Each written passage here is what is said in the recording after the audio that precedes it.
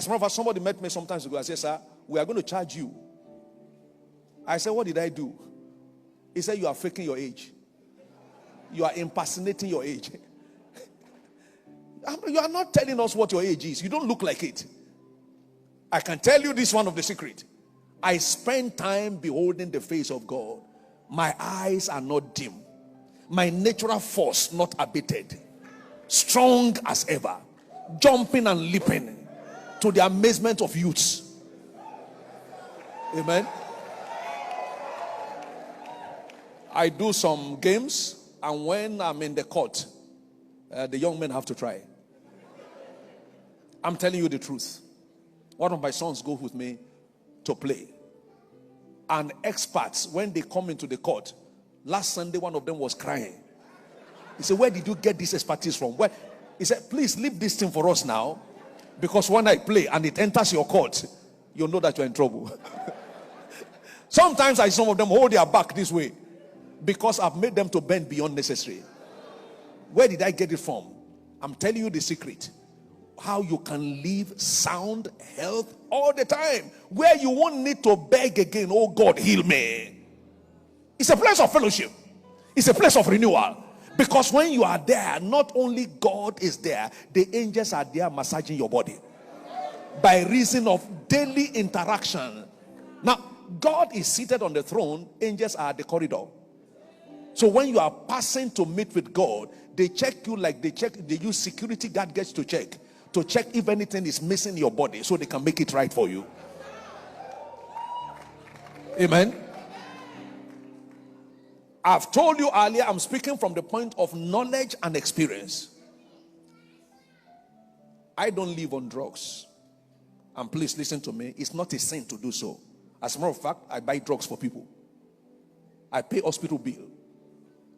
Some people come to me and said, I believe God. And when I look at him, he doesn't believe God. So I call one doctor. I'm sending somebody to, or I call him to come. Please, I hope you are coming with your injection. Help me choke him. Let him be alive. So I can have time to teach him the proper faith. There are people like that say, I won't use drug. I won't use drug. Faith is not I won't use drug. When I hear you say I won't use drug, then you need a drug. That's not faith at work. Amen. Say loud, amen. So I do all of that, but I don't live on drugs. How? I have found the secret that when I stand before God and I behold his face, he does what he should do to my body. As he does it to my, because your spirit man is the engine of your life. So when your spirit man is in touch and fellowship with God, every part of your body responds. Renewal of strength. Renewal of strength. And if I may say something close to this, another benefit for fellowship is mental acumen, intelligence. When you are in fellowship with God, you are fellowship with his senses, with his mind. That's why those who spend time with God always operate in the dimension of wisdom that cannot be understood. Dimension of wisdom. The man God created was full of wisdom to the extent that God didn't find anything to correct in what he did. He told them to name all the animals. He didn't make a mistake to give the same name to another animal. And when he brought everything to God, God said, that's right, that's right, that's right. Those who spend time with God becomes right like God himself. Error is minimized and to a point of elimination when you spend time with God. I believe that this is what made Jesus not to make error in choosing his disciples. God made them to see what he needed. Spending time with God takes you to the depth of wisdom that nobody can take you to. Think of Moses, so wise. God could trust him with the story of creation from Genesis to Deuteronomy. He wasn't there when God created the heart, yet he got it so accurately, including Noah's ark, the size of it. And the archaeologists have discovered that exactly the same measurement that Moses recorded is what it is today. Depth of wisdom. How? Fellowship with God. Fellowship with God will not only touch your spirit, man, it will touch your mind and touch your body. Say loud, amen. Amen. Fellowship with God. Think about David as highly intelligent. 2 Samuel chapter 14 verse 20. He was described in wisdom like angels. Angels means flawless, error-free. Angels don't make mistake. Think of Daniel, sharp in mind, spending time with God. It will affect you spiritually, physically, and mentally. Say loud, amen. Permit me to say this. I wasn't an extraordinary smart student in my secondary school. No. But when I gave my life to Jesus and began to study the word and learn what it meant to fellowship with God, my mental faculty changed. I'm telling you practically. The highest position I went in primary school was 7th position. I have one of my relations here who are in the same class. Older than me, but in the same class. A number of them used to carry the position in front. I discovered life and intelligence. Fellowship with God. Because he that walk with the wise shall be wise. And God is the only wise God.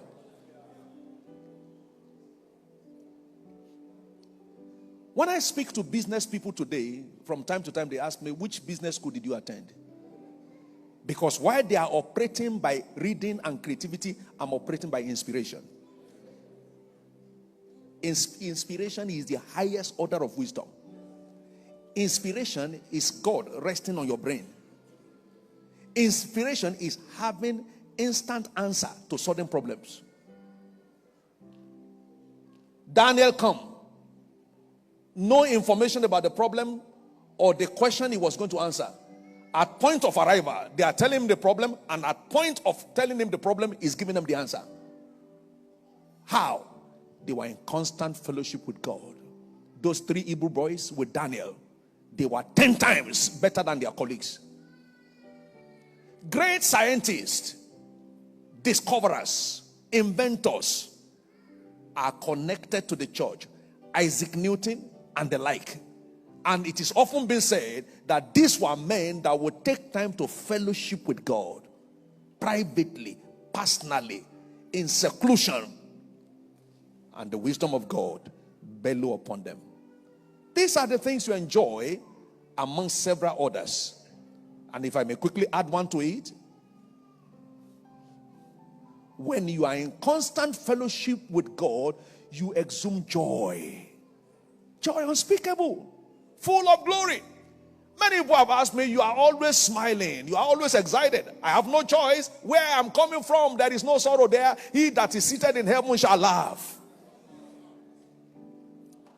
You can't be seated together with God and be looking defeated, looking moron, looking cheated, not knowing what to do. You are full of life, full of smile, full of excitement.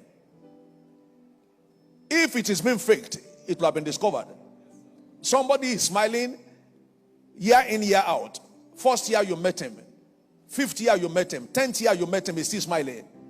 Circumstances notwithstanding. Somebody met me when I was pastoring the church of 60 people. And a few years after he met me, when by the grace of God, I was privileged to pastor in a church of 6,000. And after the service, he came and met me and said, sir, you have not changed. I said, what do you mean? He said, the same excitement, the same joy. The same. I've never been disturbed pastoring a church of 4 people. 4 was good enough for me. 40 was good enough for me. 60 was good enough for me. It doesn't tamper with my joy because I have personal fellowship with God. I'm excited not for things, not even for people I see, but for God that I know. Say loud, amen. For the God that I know.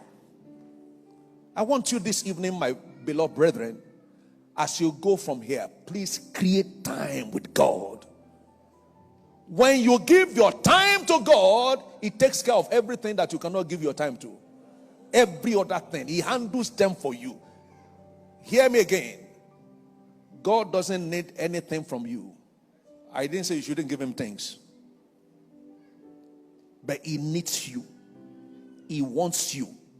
He created you so He can have you. He created you so that you can relate with Him. He created you so that you can fellowship with Him. What a day. What a joy.